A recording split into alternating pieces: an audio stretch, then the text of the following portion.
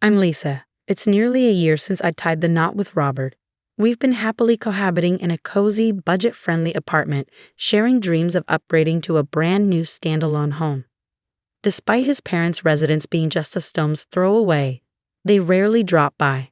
Robert once mentioned, "Mom prefers not to interfere in our marriage. That's why she keeps her distance, despite the proximity." Hearing this only deepened my admiration for my mother-in-law. For many women, the specter of a meddling mother-in-law looms large after marriage. Yet it seems I lucked out in that department. If meddling were to occur, I'd certainly put up a firm resistance. My folks always taught me, if someone picks on you, give it back twice as hard. Then they'll think twice about crossing you again. But it appears unlikely I'll need to engage in such battles with my mother-in-law. Thus, I could enjoy a stress-free atmosphere when it came to family dynamics. After years of dedicated work, our careers flourished, prompting earnest discussions about homeownership. It was during this time that my parents, privy to our aspirations, presented us with a compelling proposition. Should you decide to embark on the journey of building your own home, we'd be delighted to offer you a portion of our land. They graciously extended the offer. While my parents weren't affluent, a stroke of fortune from my grandfather's past had endowed them with valuable land to pass down. When they consulted my grandfather about the idea, he simply remarked, "I've entrusted it to you, so do as you see fit." Excitedly relaying this to Robert, he wholeheartedly embraced their generosity. Let's seize this opportunity with gratitude. I can never adequately express my thanks to your parents and your grandfather as well. It's his legacy, after all, he remarked, acknowledging the significance of the offer. Thus commence our exploration into the type of dwelling that would suit us best. Weekends were spent perusing showrooms, marveling at our boss's opulent abode, and consulting with real estate agents regarding upcoming developments. Indeed, the anticipation of planning often outshines the reality of implementation, doesn't it? However, our idyllic reverie was abruptly interrupted by a phone call from my mother-in-law. As Robert fielded the call, it became evident that she had somehow caught wind of our aspirations for a new home. With a tone that hinted at unexpected expectations, she proposed, "If you're considering building a house, why not make it a duplex so we can reside together?" Her proposal left us both speechless. It had never crossed our minds that my mother-in-law, who had been largely uninvolved in our affairs, would express a desire to cohabit in a duplex. After a brief moment of stunned silence, Robert offered a vague response, opting to sidestep the question altogether. His reaction wasn't unexpected. The notion of a duplex hadn't even registered on our radar. Our plans had centered around creating space for a future child, and the prospect of redoing everything from scratch was daunting. Yet, outright rejection of the idea risked straining our relationship with my mother-in-law. I shared Robert's bewilderment. We had committed to monthly family dinners at her place, and during one such gathering, she seamlessly picked up the conversation where we had left off. Even with Robert's brother, Mark, being a single father, she began, "Have you given any more thought to our discussion about the duplex? I truly believe it's a wonderful idea. What are your thoughts? We're more than willing to pitch in financially, and selling our current place should fetch a decent sum. Plus, with kids on the horizon, wouldn't it be beneficial to have us right next door for any emergencies? It's all advantages, isn't it?" With unwavering enthusiasm, she'd embarked on a rapid-fire enumeration of the benefits of a duplex. Despite my attempts to interject, she persisted. Admittedly, her points held merit. While the prospect of assistance during the arrival of a baby and the financial offer were enticing, I held firm in my belief that my husband and I were capable of handling any challenges that arose on our own. Trusting in the support of my own parents seemed preferable to inviting potential conflict by relying too heavily on hers. As she observed my contemplative expression, she pressed on, "Is it really so dreadful to live with us? I had hoped you didn't harbor any ill feelings towards us." But perhaps I misjudged. Her tone seemed to hint at disappointment, prompting me to feign obliviousness as I hastily departed her home. Despite my evasion, she persisted in bombarding my husband daily with the same plea, leaving me feeling increasingly stressed by the relentless pressure. "What's your take on this, Robert?" I asked, grappling with conflicting emotions. The idea of living together isn't entirely unfavorable. Having our parents close by could provide a sense of security. However, I'm hesitant to sacrifice our privacy and independence. After considerable deliberation, we reached a decision to politely decline my mother-in-law's proposition. Preserving our alone time took precedence in our minds. We resolved to convey our decision with clarity, hopeful that my mother-in-law would comprehend our perspective. As we made our way to my mother-in-law's house for our monthly family dinner, we braced ourselves to share our decision with her. However, before we could articulate our thoughts, she interjected, "Oh, regarding the duplex, we've already started making arrangements." Stunned, we exchanged puzzled glances. "What?" I managed to utter, only to be interrupted once more. "And to top it off, Mark will be moving in too. You know, being a single dad is tough. Let's lend him a hand with the child.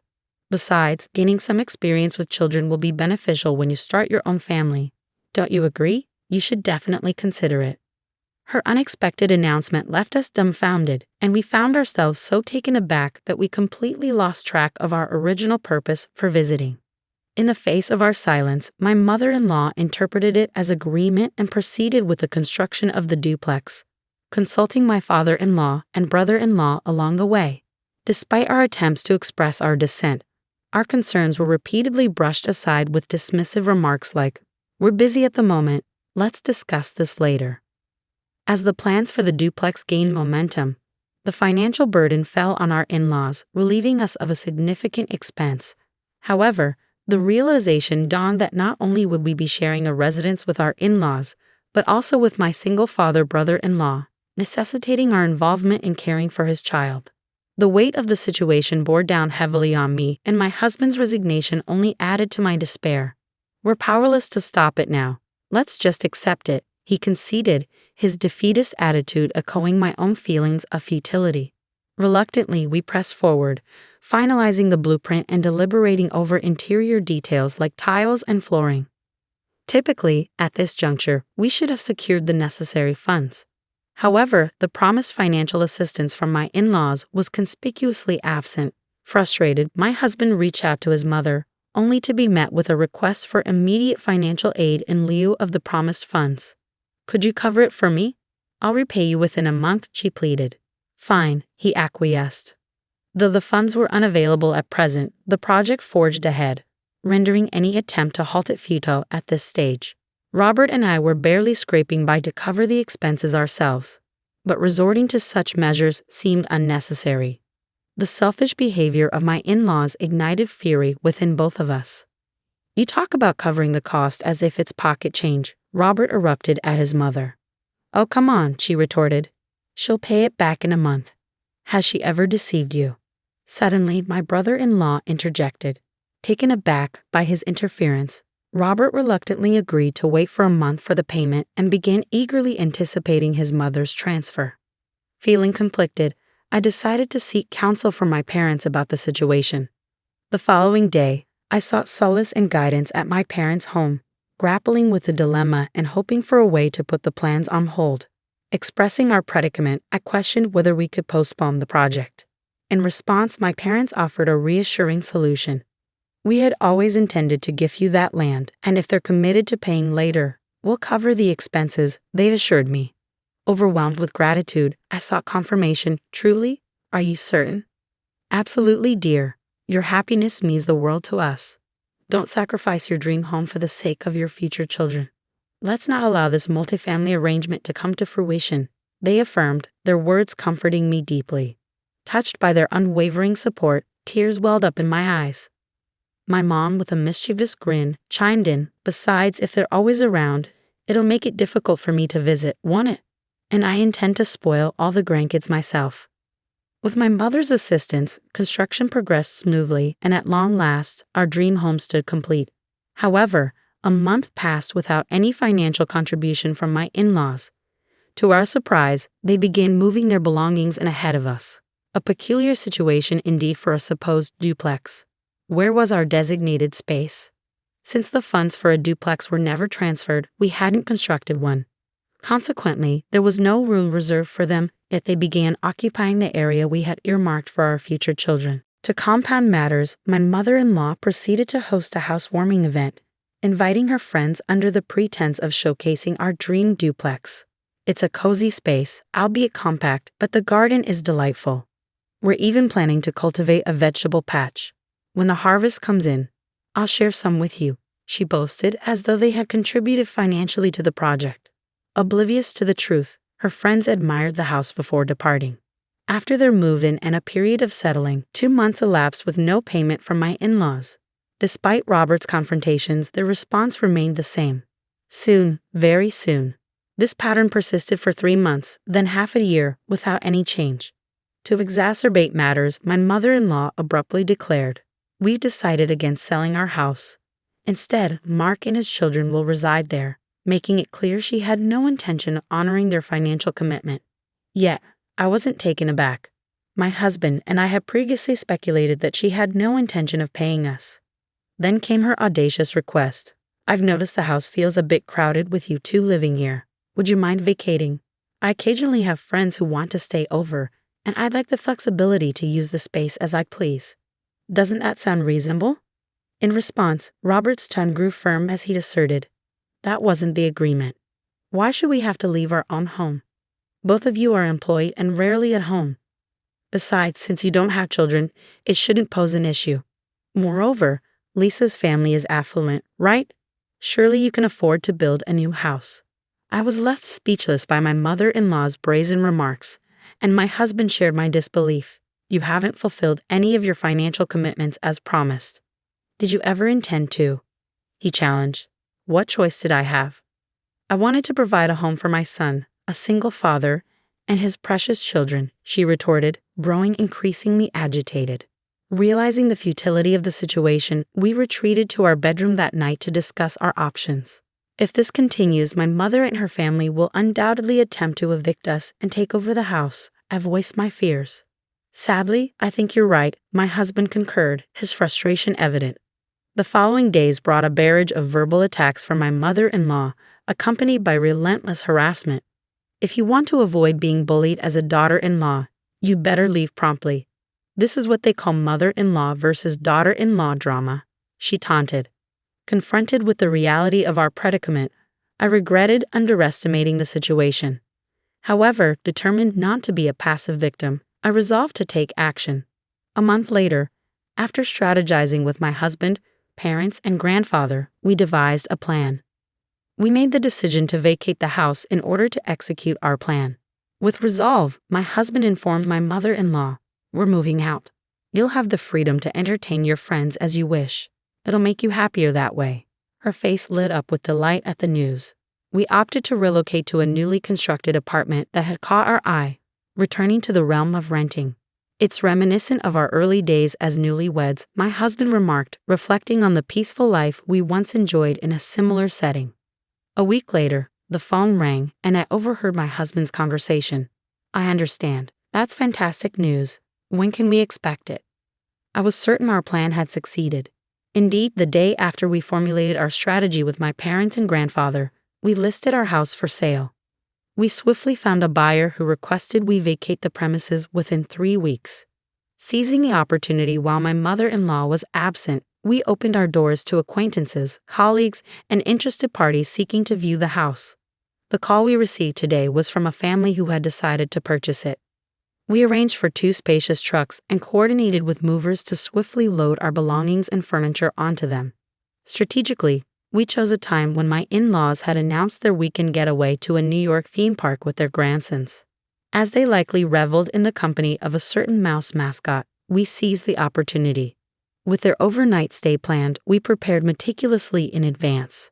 The execution of our plan unfolded seamlessly, thanks to the efficiency of the professional movers. Packing was completed well ahead of schedule, leaving us poised and ready in front of the house upon my in-laws' return in the evening. Sensing the tension emanating from my in-laws as they entered the house, my mother-in-law's anxious voice pierced the air, demanding answers to the sudden change. Meanwhile, my father-in-law echoed her distress. Robert and I observed calmly from the outside, waiting for the opportune moment to reveal the truth. "Everything's loaded onto these trucks. The destination's noted on a piece of paper stuck onto them. Please proceed there. It might be a bit snug, but it'll suffice for the 2 of you. Well, perhaps it'll feel a bit crowded if you have guests over. Additionally, this house has already been sold. It's now someone else's property. Take care," I informed my in-laws, their disbelief palpable. What do you mean you sold it? This was our home. You can't just. Our home. They protested vehemently. However, the property was registered under Lisa's parents' name, and the house was legally ours. We had every right to sell it, especially considering they hadn't contributed a single dollar.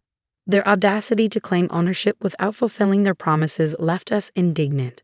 In the face of their stunned silence, Robert delivered a final decree before our departure. We've managed things thus far, but unloading is your responsibility now.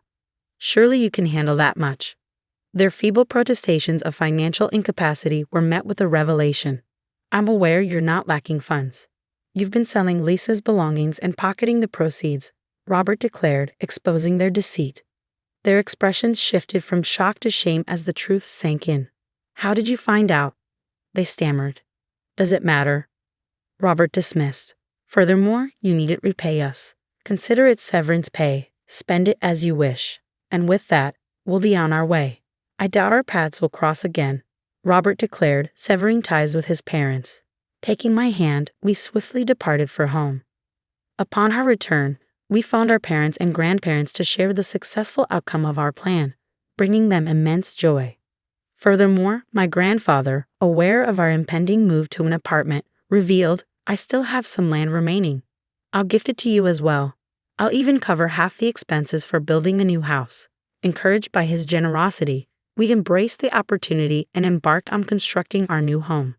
6 months later, we fulfilled our dream of constructing a beautiful single-family home. Nestled a bit away from the bustling city center, we enjoy the crisp air and the warm hospitality of our neighbors. Our hearts brim with contentment. As for my in-laws, their whereabouts remain a mystery. It appears they reached out to my parents seeking financial assistance. Additionally, they approached their son, who is set to remarry next year, hoping to live with him, only to be met with a firm refusal due to his future wife's plans. When my parents were approached, they firmly declined any involvement with our family matters, setting clear boundaries. Robert expressed his regrets to my parents for his parents' actions, but they reassured him, saying, "From now on, we're your true parents. Lean on us as much as you need, my son." Anticipating potential future challenges, my parents advised us to install a home security system for added peace of mind. We find solace in knowing that my parents are prepared to refuse entry to his parents should they attempt to visit. Additionally, we've welcomed a guard dog, a small, adorable puppy, into our yard. Their mere presence should deter any potential intruders. With these precautions in place, we can finally bid farewell to any interference from his parents. This marks the start of a fresh chapter for us. In the coming years, we envision building a joyful family, complete with children. We're determined to protect our happiness at all costs. It's a vow we've made to each other, one we intend to keep.